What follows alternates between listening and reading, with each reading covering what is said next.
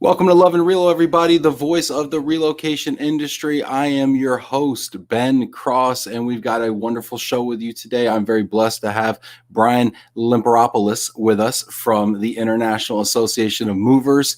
It's going to be a good one. We get to ask him all sorts of questions about global mobility, international moving, technology. Why the heck should we join an association anyway? All sorts of stuff like that. And it's going to be a lot of fun. He's here for an hour and he can't go nowhere. So leave lots of questions down below. If you're watching this on Facebook or LinkedIn, go ahead and hit that like button, hit the heart, hit the applause. Let's get this party started. We got a great show today. Also continuing to plug this Lead Like an Ally book by Julie Kratz. Again, it's about allyship in the workforce. So order this book. You can get it on your Kindle as well on Amazon. Leave her a comment. We're going to have Julie on the show next Tuesday. And on Monday, we're going to have the book club where we actually have some Love and Relo watchers come on, and we're going to talk about allyship in the workplace. So don't miss that on Monday. Tomorrow, we have Nicole Barilli coming on for Global Mobility Jeopardy, episode 3.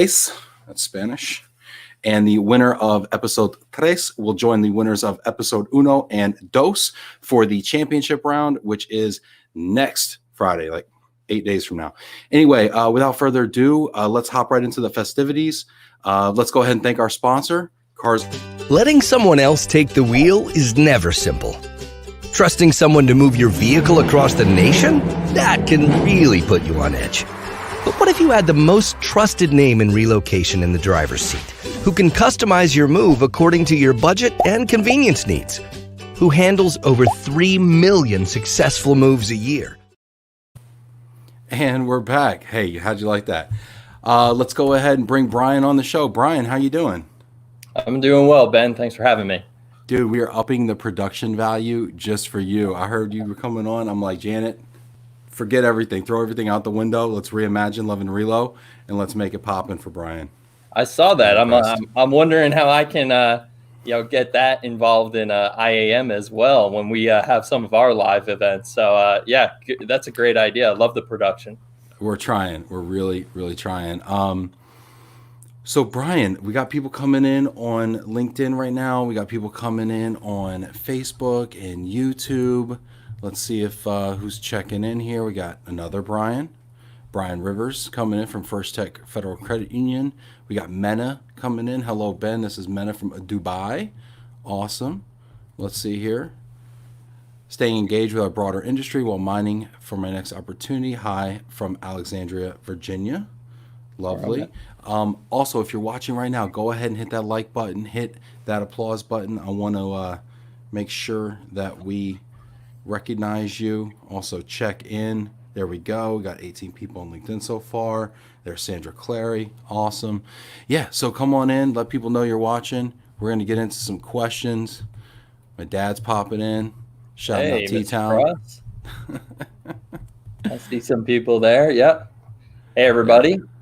Yeah, people are coming in. It's pretty cool. Drew Richards. Hey, gents. Drew here from Cap Relo. I remember Drew said he got his start counting furniture. Good old stick man from back in the day. Carl Weaver. Hey, Carl. That's my boy from the office. There you go. Hey, Emily Carl. Leonard. Brian Smith in the house from the STL, if that's a thing. Julia. What's up, Julia? I love these comments on LinkedIn now coming in from, hey, if you're watching right now, don't forget, please stop what you're doing. Hit that applause button, okay? Let's get it started. That lets everybody know you're in here. Also, let me know where you're watching the show from. So give yourself a shout out, give your company a shout out. Also, let me know, where in the world you are. Brian, where are you right now? I'm in Alexandria, Virginia, in the office for the second time since March 11th. So this is a bit of a new experience. I got a collared shirt on for you today, Ben. I think this is the first collared shirt I've worn in 2 months. So I'm dressing up, not quite as much as you, but just trying to keep up with the Joneses. There you go. Keep up with the whites. All right. Nice. Let's see here. We got people checking in here. Joanna from Sweden. Hi guys. Long time no see. Brian checking in from Sweden. Hey, Joanna. Yeah. You get to, so one of the things I wanted to ask you about, and We got people. We got some. Yeah. Hey, Christina. Good to see you. Where's all the YPs at? Can I get some YP love in here? Where's the YPs at? I think they're starting to come in. Joanna and Christina, definitely good friends from Europe. People I've met at the Young Movers Conference. If you are trying to build up your network in Europe, that's a great place to go to meet with all the European young movers. They move the conference around every year. So, I've been to Brussels, I've been to Rome, Madrid, all sorts of cities, and it's just a great place to meet up with that community of movers. I see Adam's asking me if I'm wearing. Adam's got the first question of the day. Way to break the ice, Adam. Are you also wearing sweatpants though? I put on some jeans for you. Oh man. Yeah. Wow. Got out of the sweatpants today, guys. So you're talking about all like the Young Movers Conference and where in the world it is, and you threw out some really amazing cities. You might have the coolest job in global mobility. Honestly, I think being like the VP at IAM with responsibility over the YP aspect of it might be the coolest job in global mobility. Thoughts? It was I worked in the industry before joining IAM. I worked for Security International in Washington, D.C., and the opportunity came up to come over to IAM, which had just recently rebranded from Household Good Forwarders over to IAM. And I got to work for. So wait. I'm sorry. What was wrong with the name HHGFAA? HUGFA. Yeah, HUGFA. and that was I think that was the name for the first 49 years of the association. But if you look at where we're at today, we have 80% of our members located outside of America, outside the U.S. So it really didn't represent who we were.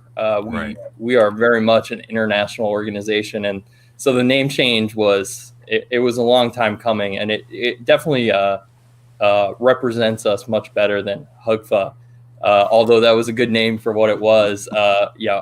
Such a political answer, but I mean, it was a fine name for 49 lovely years. And then I know Terry. I hope Terry's on this. I hope Chuck is, but I know they worked hard to get that name changed for a while. It was hard to do, huh? Really? Well, you work through. Associations don't move as quick as people hope. It's hard to make them move as fast as you want. So, some people have really fond memories of the previous history, and they grew up in that association, so they're attached to that name. Some HUGFA tattoos running around out there from the old timers. Yeah, there's some HUGFA tattoos. I'll see if we can get any pictures of that at the next conference, or maybe somebody can post a picture of that. So you're the vice president of IAM. You've been doing it since it was HUGFA. What are some of the cool places that you've been to, and what do you think like probably your best experience is from an association side? Because everybody watching right now has been to an IAM conference or association conferences of some sort, and we see it from our side, but we don't really see kind of behind the scenes and kind of what you've seen. Whether it be scouting trips or hosting these events or stuff like that. I'm just out of curiosity. Yeah, I've been really fortunate to go to some really cool places. We had some regional meetings, Belfast, Antwerp, and Singapore a few years back. Singapore was, a really futuristic city, very expensive, but man, the food's great. It's just an incredible city with awesome architecture. When I go to the Young Movers Conference, I really love going to it when they have it in Eastern Europe. My favorite times have been, I think, Riga and Romania and Bulgaria. It just seems like perhaps they can do more with money there. So the conferences are really well done. And it's just really fun to go to those places and see Eastern Europe and how it's developing. And, get a flavor for how that's working over in that neck of the woods and meet the members over there. So those are kind of the places that stick out for me. Yeah. So we were talking about conferences, and one of the things I want to talk about, just kind of get this out of the way, because I think a lot of people are thinking about it right now, and people are checking in left and right. If you haven't done it already, hit the heart button. Let Brian know you love him. But I want to ask you, what is going on with the IAM conference in San Diego as presently constituted? What's going on? What's the deal? I mean, it's a great question. I know you had Chuck on. Yeah, amazing questions. You had Chuck on a few weeks back, and I'm going to transition this to a question to you all right after this. But you had Chuck on a few weeks back, and our position really hasn't changed. We're still focused on having a conference. We're still focused on having a physical in-person conference, and we're still proceeding along those lines. Our registration's opening up May 26th. So and it's a no-risk registration, which is really cool. I haven't heard anybody talk about that. I've heard people like him and Han about conferences, but I've heard nobody except for Chuck and you come out and say, hey, this is a no-risk reservation. Yeah, risk-free. We want and we want to make it as easy as possible for you guys, for everybody on the line right now to say, okay, there's a lot of uncertainty out there, but if IAM's taken that risk out of the equation, we can go ahead, we can register, and then we can see, how the situation improves or doesn't improve over the next few months. I will tell you this, we are actively, everything that we do, we're monitoring the public health officials, what they're saying. We're working really closely with our meeting planners just to make sure that if we, on site at the conference, if we have to have specific physical distancing in place and all sorts of things like that. We've really done the hard work of thinking through what we need to do to sanitize places and make sure it's a safe environment. All right, I got an idea for you because the dance floor is always popping at IAM, especially the YP40 party. You say social distancing. Honestly, it makes me very disappointed right off the bat. But here's the compromise. Foam party. That you've just solved everything. That's what I do, bro. If you have foam, it just solves all the problems. It's soap. They say soap is like the most effective thing, So we do a foam party. We don't got to worry about the distancing. I think that enough tequila should be enough precaution to make everybody feel comfortable. Man, it is definitely the thing I look forward to the most at every conference. And if we got to pump in some foam, then we're going to have to pump in some foam. If there's any association that can pull a foam party off in San Diego, it is you guys, okay? I'm having a lot of fun here. Brian's a great sport. Thank you, Brian. But honestly, like, I have so much fun at IAM. It's probably my favorite conference. It always has the most unique vibe and feel. There's probably a lot of people right now that are watching this that are like, maybe y'all haven't been to an IAM conference because you're in other areas of global mobility. But the IAM, ain't no party like an IAM party, okay?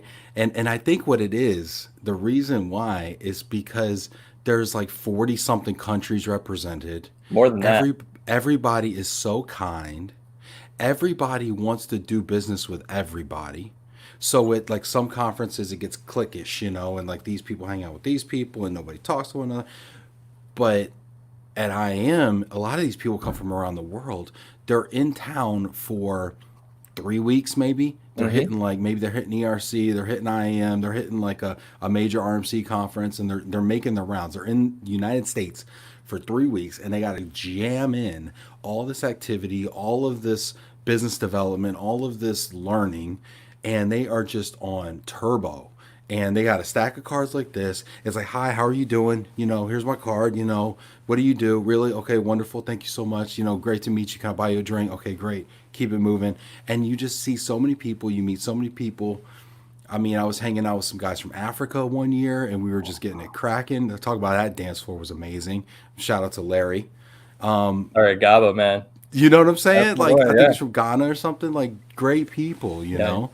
So anyway, I just think the IAM party is the most unique energy of any conference I've ever been to. I mean, it's the reason I have a job, right? So I mean, the value that we bring to our members through that conference, the face-to-face networking, connecting people, whether it's kind of, the scheduled meetings that you guys plan well ahead of time, or the serendipitous meetings that, happen at the bar or on the dance floor or wherever. I mean, it's there's not much of a replacement for that.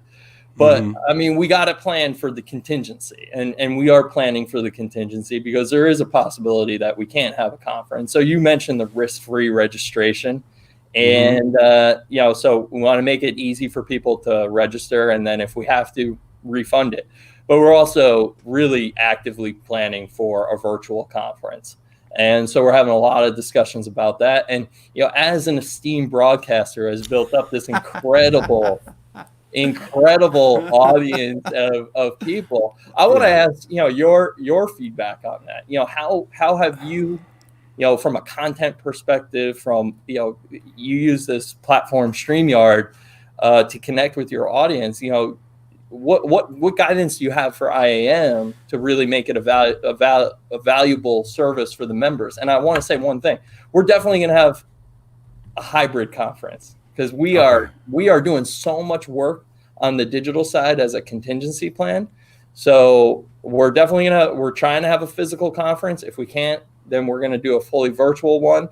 But at a minimum, we're going to do a hybrid conference because we need to reach all of our members around the world. Yeah, I love the idea of a hybrid conference too, and I don't even know what that means. But the cool thing is, right now we get to like make this stuff up as we go along. Yeah. So it's not like, oh, well, let's just do what we did last year, but let's do it in San Diego. It's like, no, we get to rethink the entire thing from the ground up. Yep. And if you get the right people in the room that are audacious, and are honest about how to really drive real value and aren't tied to, hey, let's do it the same way we did it last year, but just like print a different T-shirt.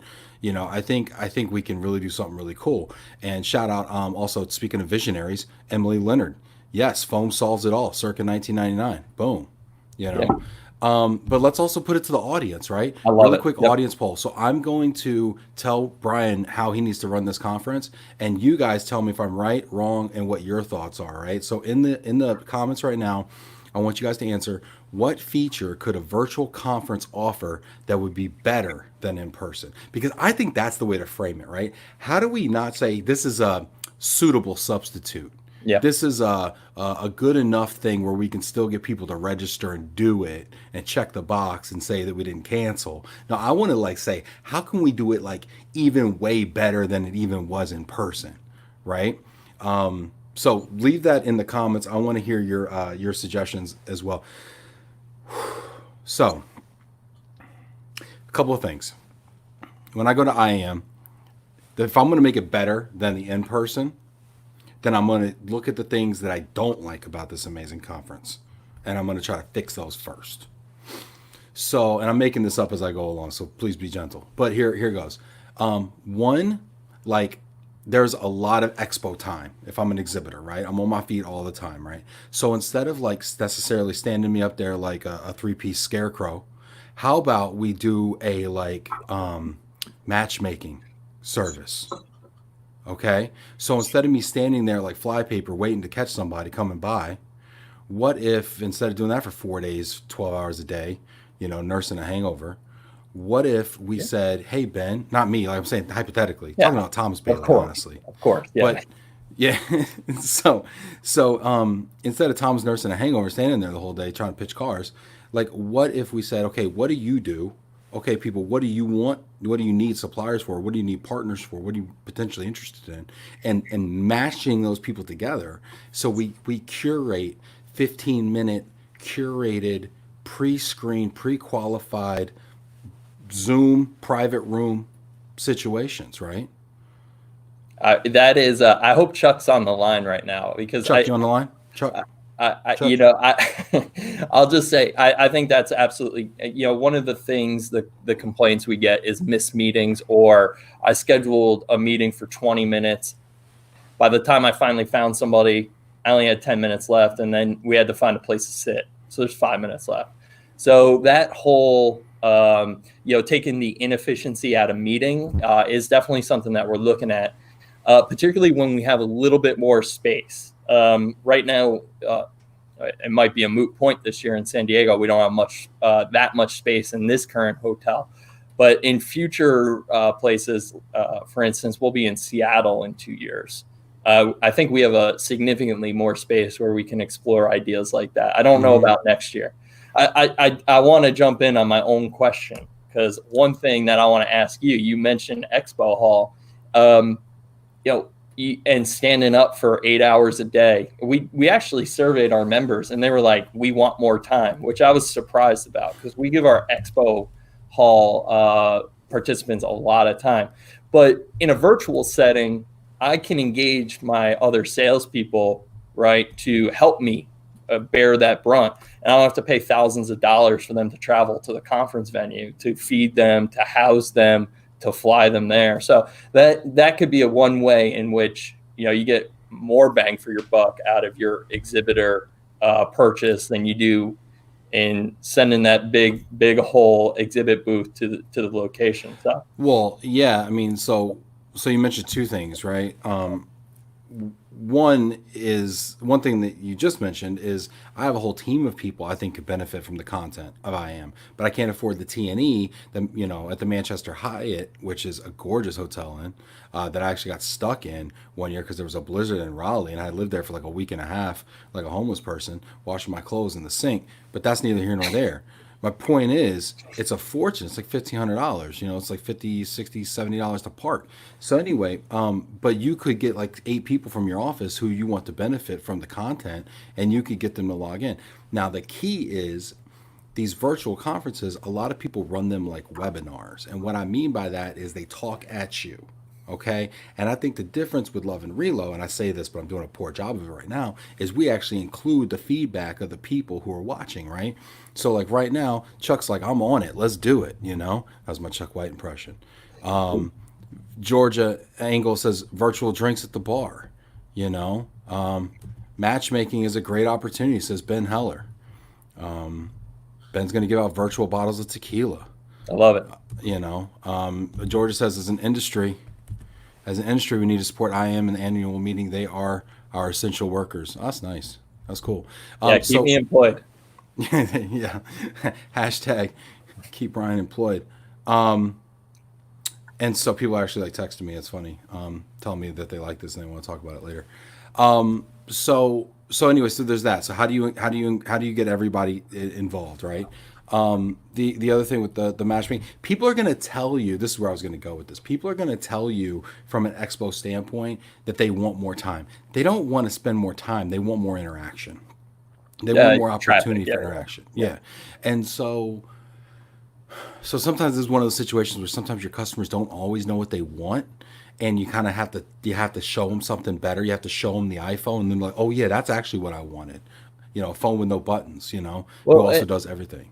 And not to jump in, but like, you pay several $1,000s for an exhibit hall booth, and I think we provide a good value for that. But if we gave you a table in the next room over and said, okay, Ben, you'll get this unstructured time, where people are rolling through. They might want to talk to you about what you're doing, but you can also go ahead and schedule, 10 meetings for 3 hours in the other hall, where you can actually pre-schedule and then sit down and have like 20 to 30-minute meetings.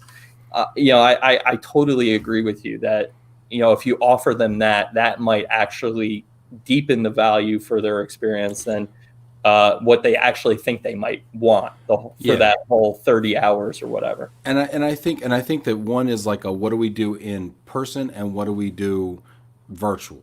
And I think in person that solves it. Virtually, I think creating rooms for people to meet and actually curating it so you kind of can control it, and so you get 15 minutes in this private Zoom room or whatever with these people, and you've already teed it up, is nice. I think the other thing is like exposure, right? How do I get exposure to people that don't say they want to meet with me but still might be interested once they hear my 15-second elevator pitch? And if you notice at the beginning of this, I played a commercial for one of our sponsors, Cars Arrive, who donated to Move for Hunger, and then in turn they got a sponsorship, etc. My point is, if you're going to put content together like panel discussions, I would actually take your sponsors, who are actually your exhibitors, used to be called exhibitors, but now they're going to be called sponsors, and I would actually not only give them access to the one-on-ones, but I would actually put their commercials in between or into, I would weave them into the presentations. So if you're doing a panel discussion on technology, every 10 minutes, really quick little 20-second commercial clip, because that way people are getting their face and their brand in front of people. And that's another reason why it'd actually be better than in person, because if I think I know everything in the world about supply chain and I already have my friends and I don't want to do business with anybody else, I have no reason to go into the expo hall. But if I might go to, but I might be wanting to go to the learning opportunities, and so I'm still seeing and being exposed to these brands. That'd be another thing. And the last thing I would say that would be better, in my opinion, is if I'm a technology company and I want to do a demonstration, this format right here is way more conducive to demos than the in-person format. Because how many times you go to a booth and you see a television in the booth, and they've got this 50-inch television in there, and they're trying to run a demo off a laptop, and there's glare, and it's loud, so you can't really hear what they're saying, and everything. This is actually an even better platform for demos. So those are my 3 things that I would offer. I mean, I love it, but I want to hear from the audience. Oh, I lost Brian. This could be a good thing. I don't know. Can you hear me now? No, turn the mic on, brother. No. Hey, in the meantime, let's go ahead and see what everybody else is saying right now.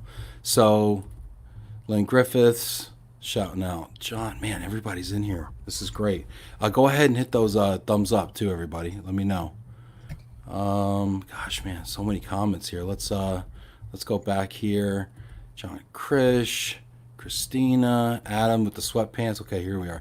John Zilka, my buddy at NRI Relo in the house from Illinois. Christy Saluga, hi Ben, Sandra Clary, Janet Turner. Is Young Movers part of IAM? I don't know. Can you hear me? You there? Can you hear me? No. No? Can't hear you. No. Jeez. Oh, no, unplug Ben? and replug. I hear Brian. I can't hear Janet either. Maybe it's me. Is it me? Hey, let me know if you can hear us, okay, guys?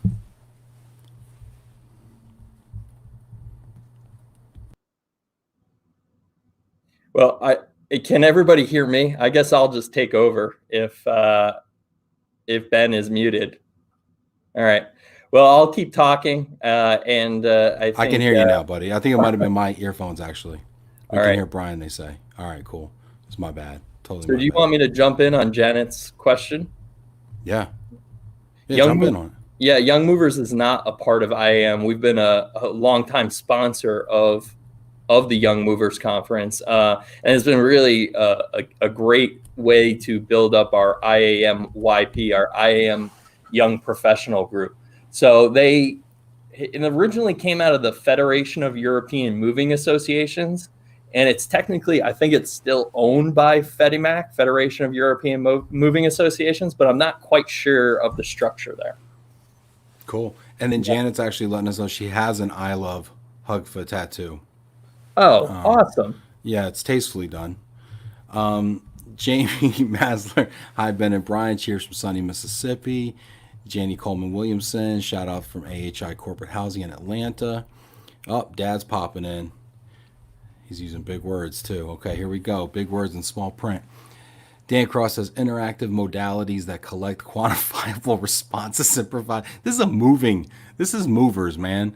Provide immediate real-time feedback and questions. This tailors presentations to real-world applications. You would need a facilitator to process and feed questions to the presenter. This would also give a voice-like vote tallying as people are watching remotely. So I think what he's saying is more interaction. Yeah, polling. Yeah. You know, we just ran a webinar at 2 hours before this, and I love what you're able to do here, Ben, because you get the engagement from the audience. I was hoping for a little bit more engagement from the people on that webinar virtual conversation. We were talking about FMC licensing, which is a very sexy topic, but in general, we're trying to draw out people to learn from you. I'm not an expert, but we can connect you with the experts, and getting that engagement and that conversation going is really critical for it. Jamie actually brings up a great point. You could have e-card drops and giveaways too for reviewing the virtual exhibits. So just like when you go in an exhibit hall and you stop by and you check out, you could be entered to win. And I think if you tied that into the demos or to the one-on-ones, for every one-on-one you do, maybe you get entered, or for every webinar you sit through, or whatever, you get entered to win an iPad or whatever, and then the sponsors can still give away their prizes. Well, I love all these ideas.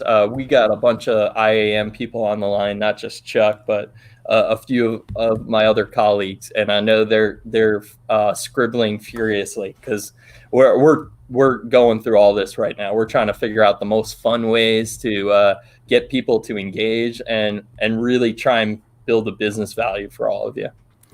Well, I think it can be done. I mean, just based on listening to these questions or these comments, and I think the key here too is, and I applaud you for this too, Brian, is, I mean, you're being open, right? And it's kind of a vulnerable situation, right? I mean, as an association, I mean, let's be honest, right? We're concerned about the future and about, like, hey, what is the future of associations? What is the future value proposition? What is our viability to put conferences together? These are scary questions to be asking. These are existential questions for associations to be asking. And the fact that you're coming out here and Chuck's being so open as well as to say, hey, can we crowdsource some of these ideas? Because, I mean, also, by the way, these are our customers, right? So can we get the voice of the customer involved and then create what they ideate? Man. Well, we're really looking at it as a huge opportunity. It's obviously a challenge in the near term, but if we can figure out something that really works for all of you, kind of the way you've worked for, you've been able to find this kind of, this format has really worked for your audience, then we can touch more than our 1,500 to 2,000 attendees that come to our conference every year. We can touch, we can have a conversation with all their colleagues back at their office. IAM is in more than 170 countries. Not those people don't travel to the US every year, but they want to engage. I had a great conversation this morning with one of our members, and he suggested, I have a couple move coordinators on my staff who work with people all around the world. They're not going to go to the conference anytime soon, but they want to connect with the people who they send emails with every day. Is there a way we can connect those people, the move coordinators, and maybe they end up through that able to establish a better working relationship with their partners around the world and deliver a better service to the end customer. So I think those are some of the fun ideas that are coming through this, and it's taken a pandemic to really kind of unleash the creative energies. But necessity is the mother of invention. So we're going to follow it however deep we need to in order to keep IAM relevant to all of you. Well, let's talk about the value of the association, right? And so, and here's another thing too that a lot of global mobility people may not know. So if you're an RMC and you're watching this, or you're involved in other parts of the relocation process, one of the things I was struck by when I was going to IAM was how many of these moving companies from overseas also serve as relocation and DSP companies. So when you're looking at sourcing service providers who might be DSPs in, India, or, parts of Africa, or parts of, Asia, you actually find a lot of them at IAM, because they're moving companies that branch into other services that their RMC clients and their large multinational corporation clients need them to do. So there's a lot more layers, I think, than people think. But I mean, and you're, Brian, from your standpoint, what do you think is the main value proposition of IAM for people to attend and be members? I mean, it comes down to networking, business development, getting your name out there as an international mover, and connecting with our 2,000 plus moving members around the world. I mean, that's really what it comes down to: getting your name in our directory, being able to attend that conference, build up your brand for your and to connect your company with business from that network. But there's also other programs that you guys do. I think you're very forward thinking, whether it be the Mobility Exchange and the RPP. Is that right? The Receivable Protection Program? Yeah, the Receivable Protection Program. I mean, from our perspective, Mobility Exchange and the conference are up here. Those are the two reasons. Those are the key reasons why people belong to IAM. They want to be seen and be found, and also to see and find through our directory and our conference. So it provides visibility into who service providers are, what qualifications they have. I mean, I'd love to get on a screen share with all of you about Mobility Exchange, but the amount of information we've cataloged through that, and the information that we connect you to in that, in a pretty elegant user interface, I think is really a big step forward for our industry. And there's a lot of stuff that and we not can just do. movers. And not just movers on Mobility Exchange either. I mean, you have DSPs, you have some immigration providers. In fact, if you're watching this or you're a fan of the show and you're subscribed to, say, the YouTube channel or the Facebook channel, you can go back to it was one of the earliest episodes. It was with Ray Da Silva. Yeah. And Ray actually came on and actually even gave a demo of Mobility Exchange a few months ago. It's one of the early episodes. You'll see me in this office with very poor lighting. But Ray did an excellent job. And I think it's revolutionary. Honestly. Well, and the good thing is, for all these people online, you don't have to join IAM to be on Mobility Exchange. You can come in, you can register your company, and we have a lot of filters in place. So if you're an immigration services DSP provider, you can come in, register your company, identify what specific service you provide, and then we do a great job of cataloging and curating the data so that people, if they're looking for an immigration provider, can find you pretty easily. And that goes for everybody on this call. If you're school search, if you're tax, we've done it. So we want you guys to come in. We want you to connect with us. It's at no additional charge, or it's at no charge. We want you to be a part of our network. We've got a question here about Yep. it. So Matthew Odike says, would the next thing on Mobility Exchange be rated performance scores? We have about 1,000 ideas that we bounce around the office and with Ray and his team about what the next steps are for Mobility Exchange. And, for those who know it, we want to hear from you about what you want. Matthew's put something out there as a potential place. We've talked about turning it into, and this is probably one of our likely future paths, so I'll go down that rabbit hole, turning it into a customer-facing directory. Right now, it is very much a business-to-business platform, but we recognize that IAM has a role in connecting customers, private transferees or corporate accounts, or our partners and government and the military with qualified service providers. And we've done the hard work of cataloging all that data. Now, how do we connect those customers with that data and put them in a position to make the best buying decision possible? So that is probably maybe our next direction. And performance scores, I don't know, Matthew, if we've decided on that, but that's always something that is on the table when we discuss these things. So the other thing that's interesting to me is the Receivable Protection Program. Yeah. Because when I first heard about it, I didn't really think much about it. But then as I became in charge of receivables and collecting and billing them. Fun. Yeah, fun until it's not, right? It's fun when the check's in your mailbox. You're like, sweet. It's not fun when the check's not in your mailbox. Yeah. And you're dealing with people halfway around the world who you may have met over a Heineken at an IAM conference 5 years ago, and you have no insight into the health of their business, and you see people like Hanjin going out of business and van lines consolidating, and people, especially in a downturn like this, the military with the GHC and what's going to happen to all these people that are doing business today that may not be in business in 10 months from now. So what is the Receivable Protection Program? Yeah, so RPP, I won't say it out. Yeah, you did a great job of saying the full name, but I'll keep it to the RPP. It really was built to safeguard the invoices between members. So, an IAM member performs a service for another, and they can't recover that money. IAM, as kind of the association over top of them, decided to set up this program to help them recover that money. And in the case where the company who owes the money goes out of business, we'll compensate the service provider. Hopefully, we'll make them whole. We have a lot of compensation limits built into the program, but to kind of put some real world numbers around it, we just paid out this past month or the past few weeks over $300,000 to compensate our members who had bad invoices. And it's between members, right? It's between members.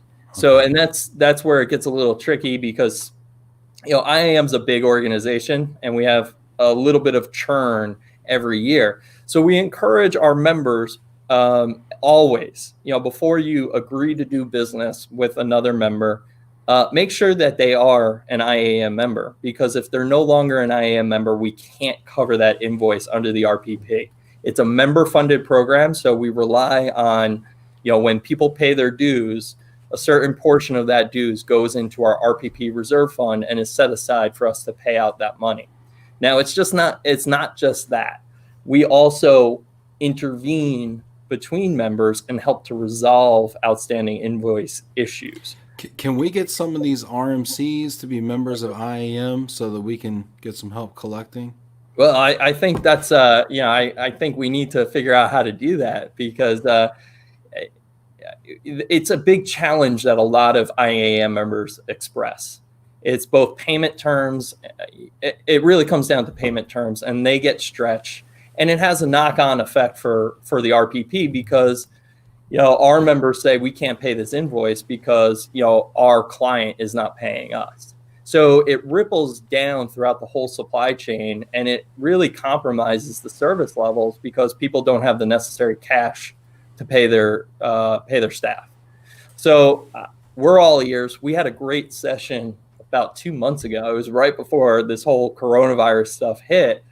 On IAM Learning, our professional development platform, where we talk through some of these issues. And I'm sorry, I'm looking at some of the comments now. But some of the comments are hilarious. But essentially, we're looking at how we can incentivize better payment. And I'll be completely honest, the RPP is a little bit reactive. And we're trying to brainstorm ideas about how we can be more proactive so that payment issues don't occur in the first place. And I don't have an answer for you on this. What? Honestly, Brian, we don't expect you to have an answer. We just want you to pay the bill. We don't need to know how the sausage is made, man. Just make the check happen. Baby. The check, right? But I think it's cool. Even though, honestly, I think it's cool that you guys would even endeavor to do something so big. I mean, I've not heard of any other association guaranteeing receivables, and maybe guarantee is a strong word, is my word, not yours. But I've never heard of an association endeavoring to cover bad debt from other members. I look at other associations we're a member of, and you don't begin to get that kind of level of guarantee. Well, I'll say this. I mean, FIDI does it, LACMA does it, and we cooperate on it to make sure that we're not double paying. But there's a lot of, you mentioned it at the top, the GHC is hitting, it's hitting, and we have you're going to cover that receivable? I'm not, no. But there's a lot of people who are experiencing, seeing their business model go up in smoke, and that has downstream effects for their service providers. And then you have the COVID-19 aspect. Well, let's call it what it is, Brian, okay? And I can say this, you don't have to, okay? If you're doing business with a company that's not going to be in business in 10 months, how do you even, in good faith, take that shipment, service that shipment, knowing that by the time the invoice hits the mailbox, they may not even be in business anymore? I mean, that's a very scary thing that people are having to deal with and make decisions every day about, do I take that business or not? Scary stuff. It's a really bad situation. So I would just encourage people to know that RPP is out there, that it can serve as a safeguard for your invoices. And, I want you to come and talk to me about it, because it's something I'm very passionate about, and something, I just looked at the data. Last year we delivered When taken together, we deliver more than $300 back to our members through that program each year, and they only pay 165 US for it. So they're getting almost twice the value for what they pay into it. So we got two questions and we got a question and a comment here, okay? And I just want to get them all in because we're kind of running short of time. There's so many things I want to talk about. Matthew O'Dyke says, proactive RPP, would you consider credit ratings for members and putting them at certain scales? That is one of the things that we are talking about. And the struggle we have is we need to provide due process to our members. We can't just, ding our members if another member makes an allegation against them. But there is a way we could, through certain incentives and inducements, maybe have a proactive program where people volunteer to be identified as a good payer. So, Ben, your company, all right, we're gonna hold up our hand and say we want to be identified as a good payer, but understand that there are some rules that IAM will put in place that if you get dinged, it's going to go up on your profile, and you may not be identified as a good payer always. That's just one of the ideas that we're looking at. And then, we're all ears. If there's something that we're not thinking about, we want to hear from the audience on that. Yeah, Janet says if a company is not paying their partners, chances are they're not paying their membership dues as well. Is there a time frame that a bad debt is covered in between a member possibly dropping out? So once our members are terminated from the membership, their membership is canceled for whatever reason, that debt is no longer valid, or any debt incurred after that date. So let's say University Van Lines does a service on May 21st for another IAM member, and that company goes out of business on May 22nd. That invoice is still valid. Got it. Because you performed that service thinking that on that date that company was a member. Now, if you did that service after that, then we can't cover it. We put out the information, and it is partially your responsibility to make sure that you're working with an IAM member.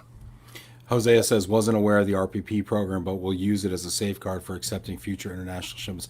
Watch your claims go up like 50% next month, right? Chuck White puts a bow on it. Do business with IAM members. If they go away and don't pay their invoices, RPP covers it. No brainer. Screenshot this. Use this in the future, folks, as a acceptance and validation of all claims. Just kidding, Chuck. I love you, man. Viva says, great to hear. Brian, Viva has a question. Ask Brian how he looks at standardization of the industry. This is actually a great segue into what we were going to talk about next. Yeah, I mean, this is a big topic, but I'll try and be as concise as possible. IAM has been a long time proponent, back till I think 2006, 2007, of industry standardization. After 9/11, we saw the potential for all household goods shipments to be opened up, for physical examinations at U.S. ports, whether it's outbound or inbound. And the idea that the IAM at that point, HUGFA, came on was to become an accredited standards developer with the American National Standards Institute to develop a specific standard, which is an inventory standard. I'll fast forward a lot. We have since that time gone through a process with the International Organization for Standardization and got that published as an ISO global standard with an accompanying technical specification. Now, I get it, standards can get a little boring, but what that means is that IAM, through the help of our global industry experts, has specified a document that in an electronic setting can capture all the data and numerically codify it for an inventory. So, Ben, you pack up a shipment tomorrow and you got to send it to one of your partners overseas. Say you're sending it to Wiebe.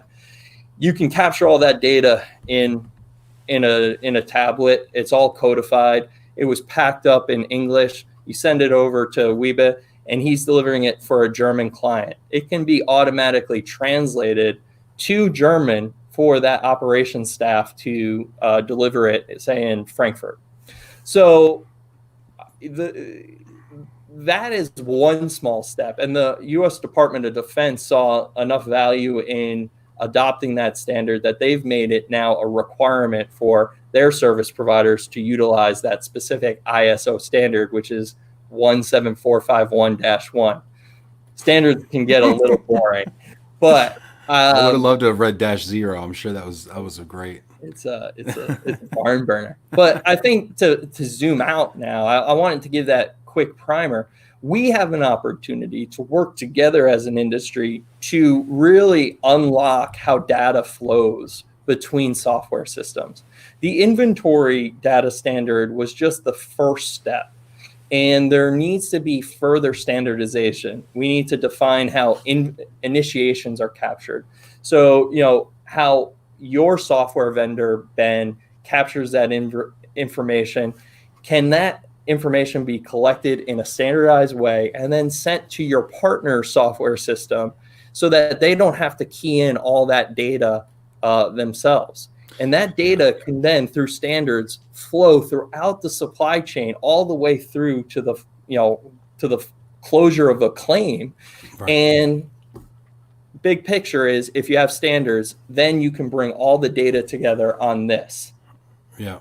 And make it available for your client, regardless of where they're moving and with whom they're moving, that data can be shared in a real-time way. So I think that's the highlight for it. Chuck is admitting that these comments can and will be used for you in your review for a raise. Oh, sorry, Chuck says no, actually not use this. It's okay, Chuck. We got a screen grab of this one right here. So, we talk about this, and this is something actually that's really important, right? So, and we see this on the corporate side all the time, the global mobility side. We talk about this, right? And the global mobility ecosystem and the ecosystem of the data, right?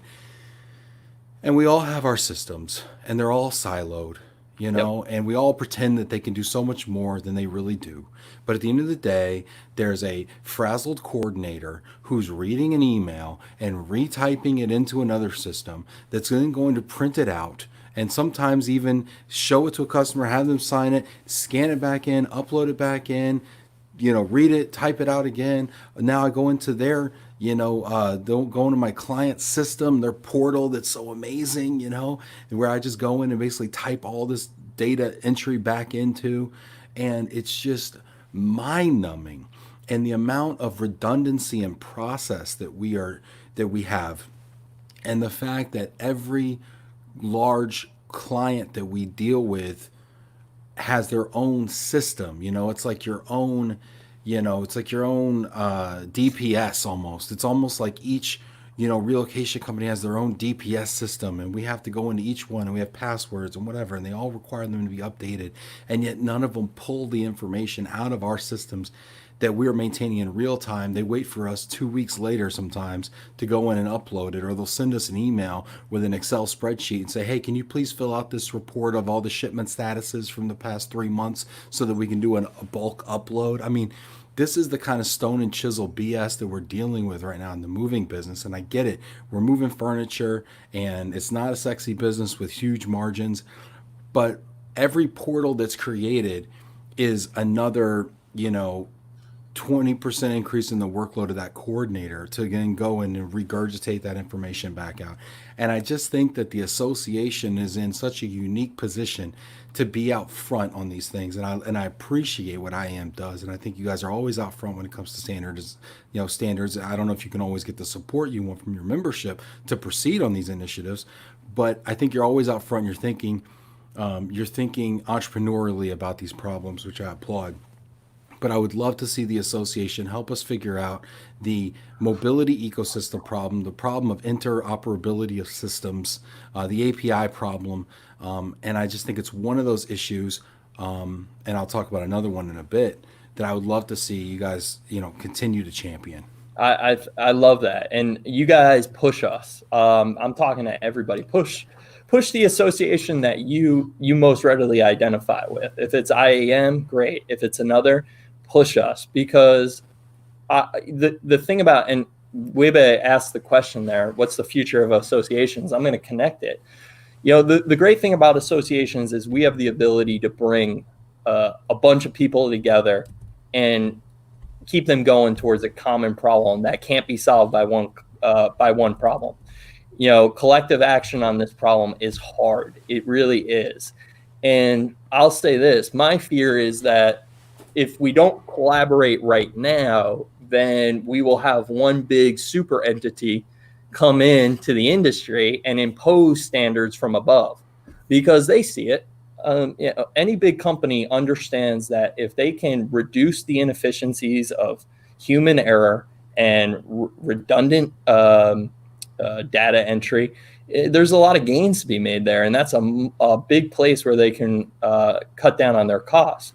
Well, and right now they're innovating on the customer-facing systems to show these portals where all these services live in one place at the ease of the customer, right? Where the road rises up to meet them in their relocation journey. But behind the scene, there's all these coordinators on hamster wheels running around like crazy people trying to keep up with this automated appearance. Don't look behind the curtain, but there's a million people over here losing their minds trying to update this information so you can have an easy relocation. But it's like, how do we get it and push it down and say, this is the new standard, this is what everybody has to comply with? And it's very hard to wrap your arms around it. Anyway, it just seems like a problem that we need to solve. Well, I'll leave you with this on this issue. We have joined together with FIDI and Omni to develop the Moving and Mobility Standards Alliance. And we're right now in the process of getting our first meeting together to set the strategy for that group. So this will be a joint initiative, and we'll look to, I think, I can't speak too much because some of it is still, kind of coming together. But essentially what we're trying to do is identify what standards we have for the industry, what standards we need, what protocols need to be put in place. So what are the rules of engagement? We have privacy issues, we have data protection issues. And then what else do we need to do on the integration front? Somebody mentioned APIs in the comments. Is it peer-to-peer integrations or is it communication through a central data hub? You mentioned the word interoperability, and those are the steps we need to take as an industry to standardize all these different aspects, agree on the rules, and then figure out how we're going to share that data between all these different software systems. If we can do that, then we get to a situation of interoperability where data can flow from, the client enters, they go on an online booking platform, they enter all their information. They never have to enter their first name or last name or address ever again. And in a GDPR world, we don't want them entering all that data in repeatedly. Right, all that PII floating out there. Yeah. It'd be nice if we can encrypt all that stuff. I mean, we had all these issues with people's social security numbers, wasn't it, on on bills of lading or something like that at one point. I mean, there's all sorts of issues going on. Shipping. That's still going on. It's crazy to me. If you're shipping either to or from the United States, you got to make sure you have your transferee request confidentiality because U.S. Customs sells that data. We have a web form on our website, iamovers.org, where you can connect your client with that web form to request confidentiality. We have been lobbying against that for years. Meanwhile, here we are as movers, and we're signing these GDPR, compliance documents that are this thick, saying we're never going to let, a last name squeak out of our organization, and yet it's on every bill overseas. And I mean, the biggest culprit is the United States government. That's right. They're selling their own, FBI agents, DEA agents. If they don't request the confidentiality, it's getting out there. That's so insane. Think about the security and the privacy concerns there. Okay, I have one other concern right now, and it's super timely, and it's a concern about PPE. Okay. Yeah. And I'm just gonna wear my mask right now to illustrate this point. So here I am, and I'm writing all these emails, and I'm putting these cute little pictures on the LinkedIn, and I don't know if you can hear me or not, but I might pass out. But my point is, we're being required to wear PPE on every military shipment. Our movers are, not me personally. I don't look like I move, right? But our movers have to wear PPE. They got to wear them for our corporate clients. It's kind of fuzzy over do they have to wear them for our COD consumers or whatever. But it is causing so much incredible burden, physical burden, cost burden. It's questionable if some of these steps are even necessarily like gloves. Gloves. We're all being required to wear gloves. Some grocery stores don't even let you walk in with gloves because they think the gloves are dirtier than you having your hands washed frequently because you're just reusing the same gloves under the guise that you're, clean, but you're not. You're not changing them. You never wash your gloves. So my point is, I think this is an opportunity for the association to prescribe some well thought out prescriptive measures for industry, for our clients, our RMC clients, our corporate clients, our government clients, because the government came out and wrote a pamphlet about this or guidance about this, and they wanted the first thing was to say that we had to sanitize every surface that we touched in the house, not thinking that we're touching every damn surface in the house. We literally have now we have to wash every piece of household goods. Now I'm totally pro PPE and being sanitary and making sure we stop the spread of COVID-19. Okay, so this is not where I'm not going there. What I'm going is I want to make sure that what we're doing is actionable.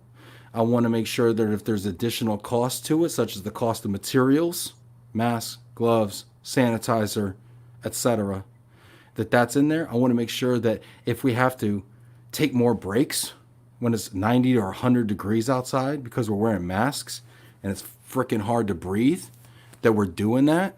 And I want to make sure that we're not giving guidance like, and limit the crew size. Well, how do you limit the crew size when you're busting your ass and you're working even harder than before? You actually probably need to add a crew member. And by the way, that costs another $200. And by the way, now a 3-day pack and load might be a 4-day pack and load. So what are we doing to, some of this is rhetorical, but some of this is really, I'm trying to inspire change here.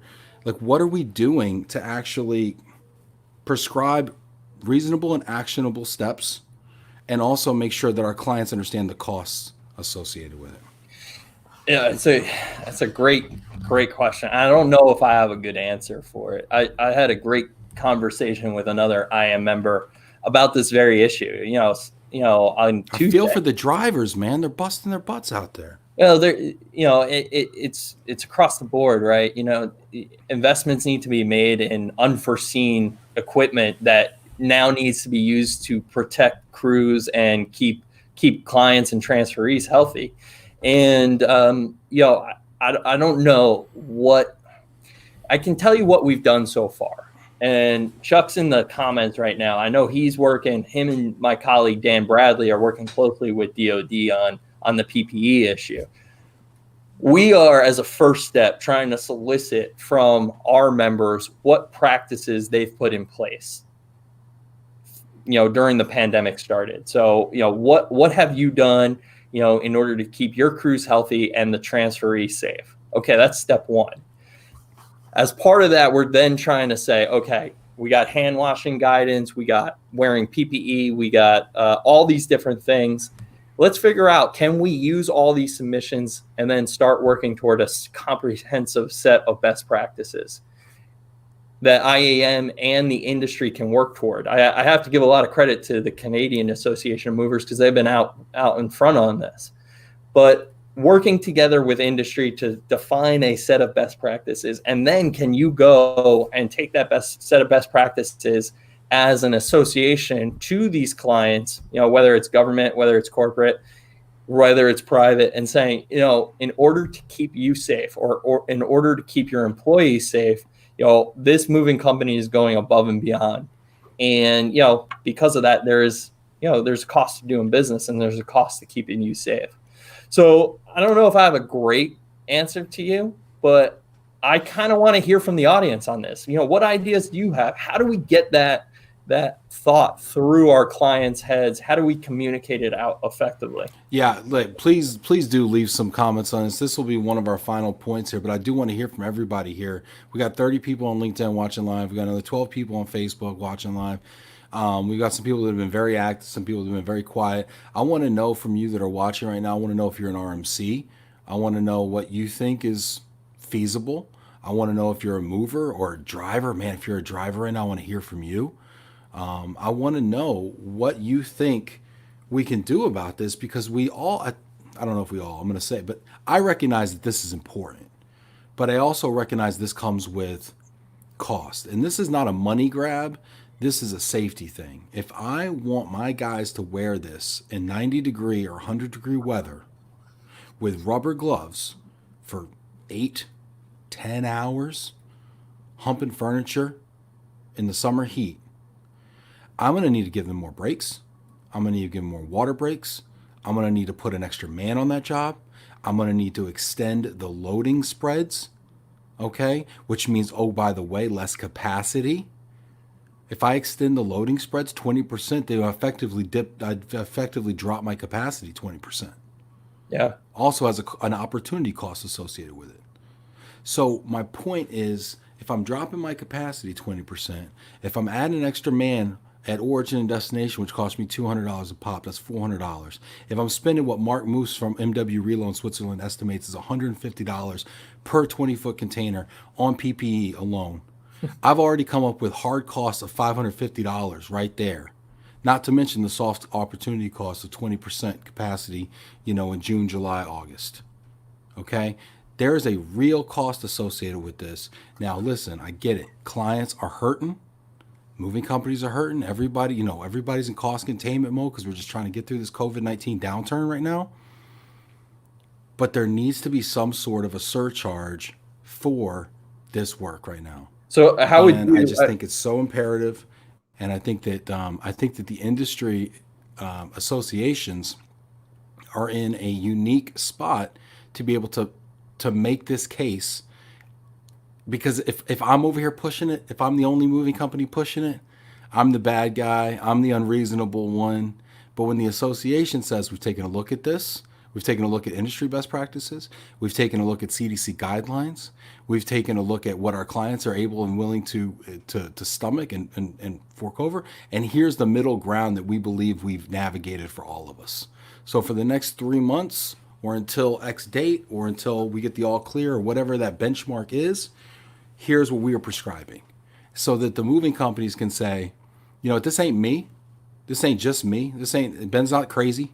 I'm pointing at Brian. I'm pointing at Chuck. I'm pointing at, AMSA. I'm pointing at somebody else and saying, hey, they looked at it from all angles, and this is what they're prescribing. That's what I think. I'd love to hear what you guys think out there. We're getting a few people coming in.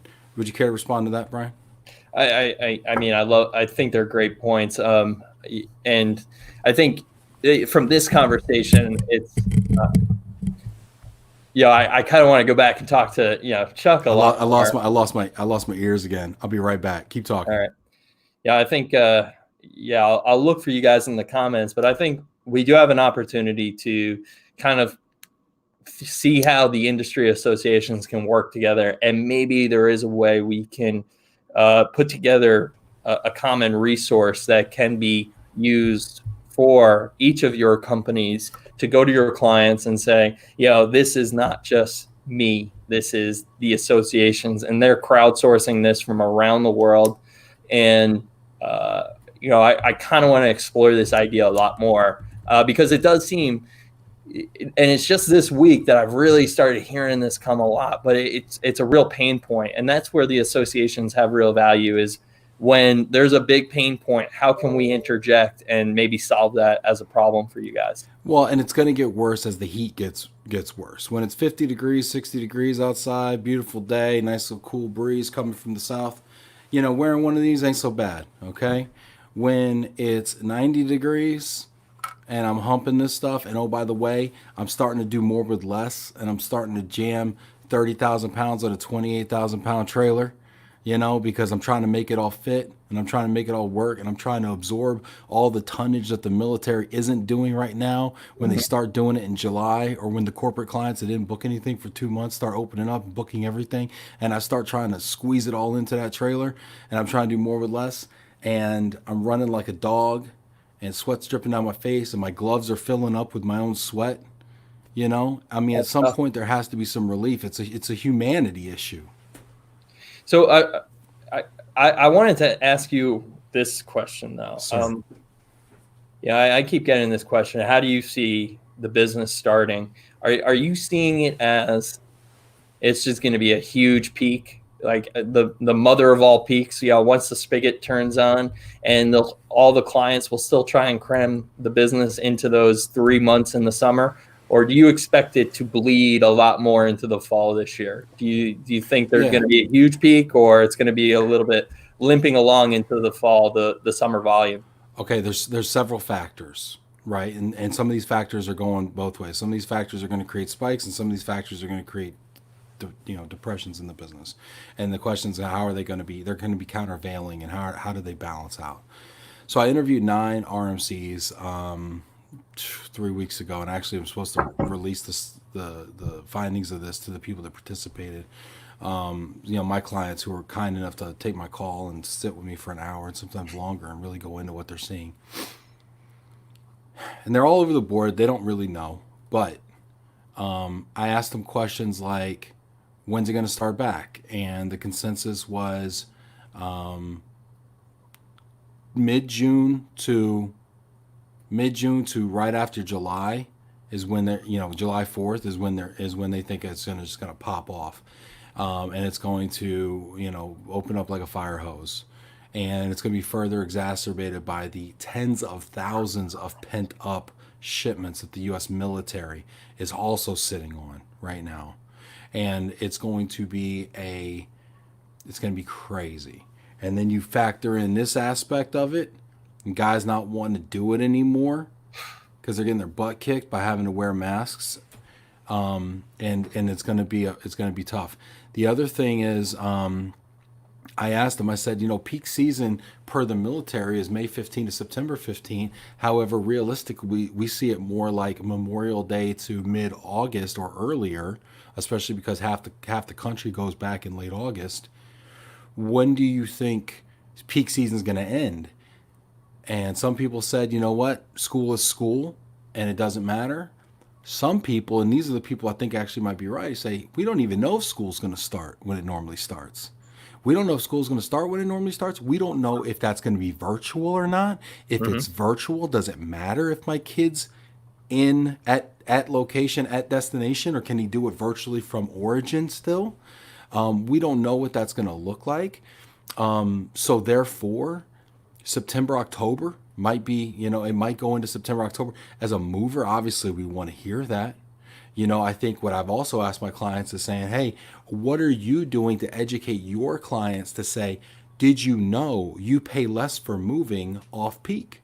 Every moving company, at least domestic, has peak surcharges and off peak, essentially, discounts.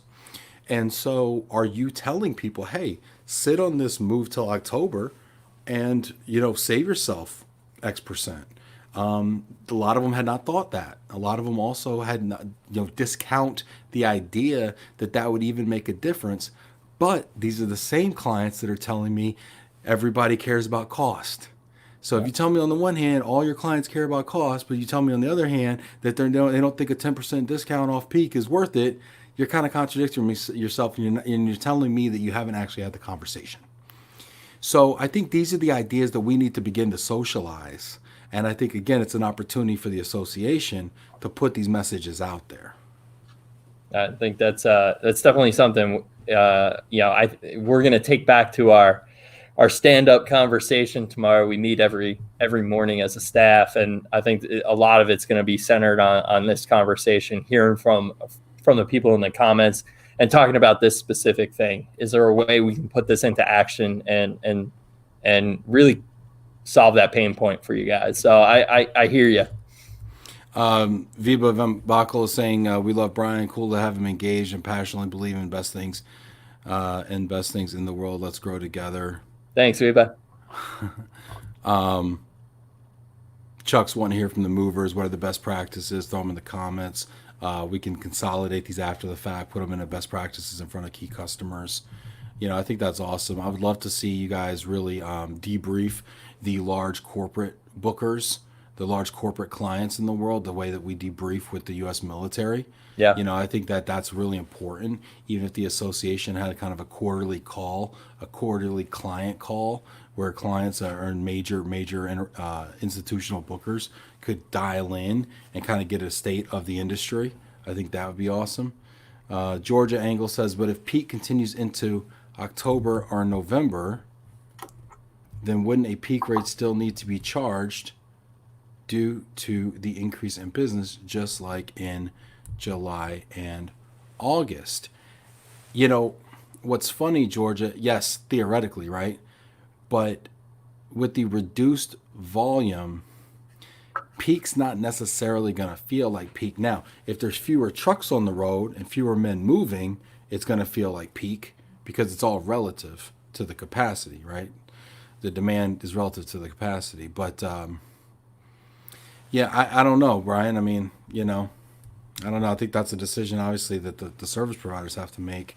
Unless you could get a large customer like a DoD customer to say, hey, peak rates are going to be extended until, October 15 or something like that, which would be great. And then, of course, communicate that out to the other, large corporate relocation bookers all over the world to say, oh, and by the way, you should probably follow suit because if you want capacity, FYI, this is what other people are doing. I mean, that would be huge. So I'm telling Chuck, I know he's in the comments right now. Chuck, make that happen. Chuck, you in the DMs, bro? To, keep the rates up. Well, I mean, yeah. Janet says I'm on fire. Thanks, Janet. Jamie, wow, great points, Ben. Clear, concise, and passionate.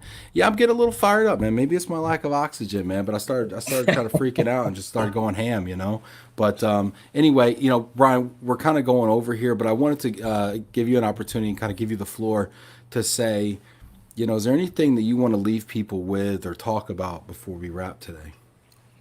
No, man, I think it's been a really great conversation. I appreciate you hosting this and having me on. And it's been a really awesome way to engage with you and with, the whole audience here. It's been awesome comments, funny comments, substantive comments. Adam Lowy's got some comments in there. I don't know if they're really either funny or substantive, but, it's always good to engage with people. And these conversations, we were talking the other night. I mean, they're just so helpful in letting me know how to do my job better and triangulating, somebody saying this over here, somebody saying this over here. But when you get a forum like this, you're getting some real feedback in real time that tells you, okay, this is a direction you need to go. So I love this format, and thanks for having me on.